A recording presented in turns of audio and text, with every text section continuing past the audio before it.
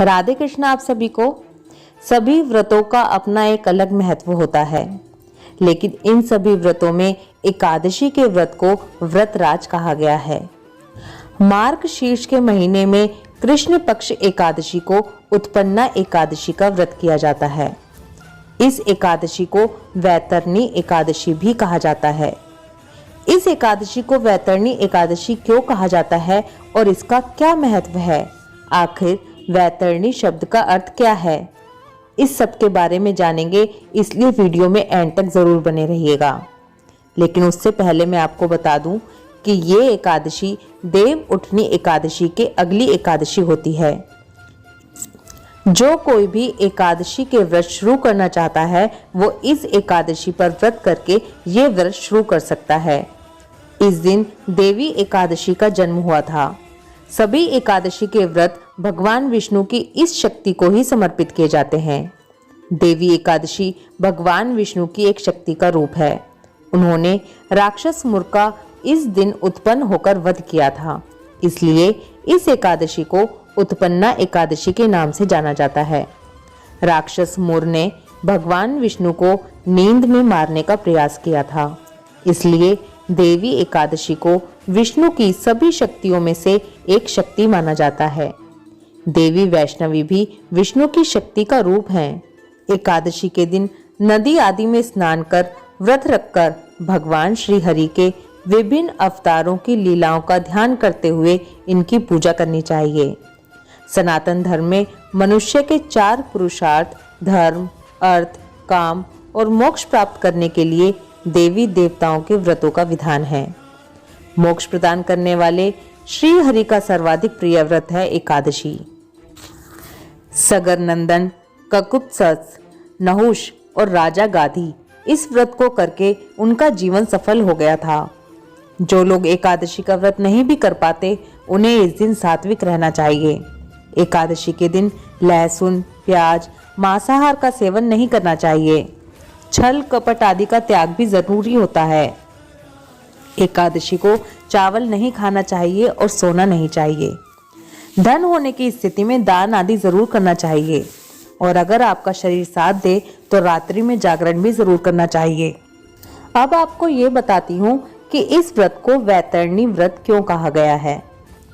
सबसे पहले ये जानिए कि ये परम सत्य है कि जो प्राणी इस धरती पर जन्म लेता है उसकी मृत्यु होती ही है, और इसे इसीलिए मृत्युलोक कहा गया है। मृत्युलोक में जब प्राण छूटता है तब जीव को अपने कर्मों के अनुरूप विभिन्न लोकों में स्थान मिलता है। इस कर्म में जीव को वैतरणी नदी पार करनी होती है, जो बहुत ही दुर्गम है।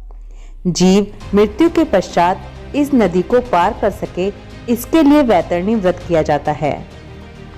गरुड़ पुराण में वैतरणी नदी के बारे में क्या कहा गया है, चलिए थोड़ी सी चर्चा इसके ऊपर भी करते हैं।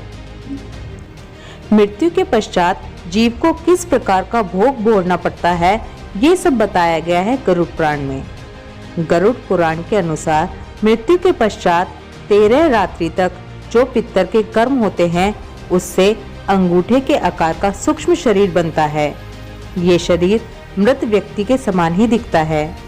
ये शरीर जीवित अवस्था में व्यक्ति द्वारा किए गए कर्म का फल भोगने के लिए बनता है। इस शरीर को यमदूत बांधकर घसीटते हुए तांबे के समान तपते रास्तों से ले जाते हैं। इसी मार्ग में वैतरणी नदी भी है। इस नदी में भयानक जल जीव हैं जो इस सूक्ष्म शरीर को आहार बनाने के लिए तत्पर रहते हैं। जो व्यक्ति धर्म के अनुसार कर्म करते हैं वो इस नदी को भगवान विष्णु का नाम लेते हुए पार कर जाते हैं। एक कथा के अनुसार इस नदी में श्यामा नामक एक गाय है, जिसकी पूंछ पकड़कर सत्कर्म करने वाले उसी प्रकार नदी को पार कर जाते हैं जैसे नौका पर चढ़कर कोई व्यक्ति नदी पार करता है।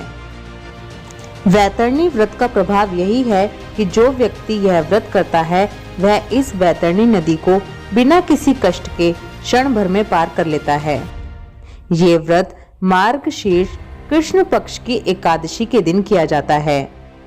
इस व्रत में व्रत करने वाले को नियम निष्ठा के साथ दिन के समय भगवान विष्णु की पूजा करनी चाहिए। रात में श्यामा गाय यानी कि काले रंग की गाय की श्रद्धा भक्ति पूर्वक पूजा करनी चाहिए। पहले गाय की सींग और खुर को धोएं, फिर उन पर चंदन आदि का लेप करें। उसके पश्चात मुख से लेकर पूंछ तक सभी अंगों की पूजा करें। पूजा के पश्चात अपने सामर्थ्य के अनुसार पुरोहित को दान दक्षिणा देकर विदा करें। इस व्रत से मिलने वाले पुण्य का उल्लेख गरुड़ पुराण सहित अन्य पुराणों में भी मिलता है। मृत्यु के पश्चात जीव की क्या गति होती है ये तो कोई नहीं जानता, अतः शास्त्र अनुकूल कर्म करना ही उचित है। लगभग सभी धर्म में कर्म फल के अनुसार नरक और स्वर्ग की परिकल्पना की गई है, अतः हमें जन्म जन्म के फेर से छूटने का उपाय करना चाहिए। यही मानव जीवन का मूल उद्देश्य भी है। इसलिए उत्पन्ना एकादशी का व्रत हर व्यक्ति को करना चाहिए। यूं तो उत्पन्ना एकादशी व्रत की विधि अन्य एकादशी व्रत की विधि के समान ही है, लेकिन इस व्रत में शाम के समय श्यामा गाय की पूजा अवश्य करनी चाहिए। इस व्रत को करने का इतना महान फल है कि मृत्यु के उपरांत आने वाले रास्ते में जो कठिनाई आएगी उसको भी आसानी से पार किया जा सकता है। आई होप इस वीडियो में दी गई जानकारी आपको जरूर पसंद आएगी। इस जानकारी को ज्यादा से ज्यादा लोगों के साथ शेयर करें। राधे कृष्णा।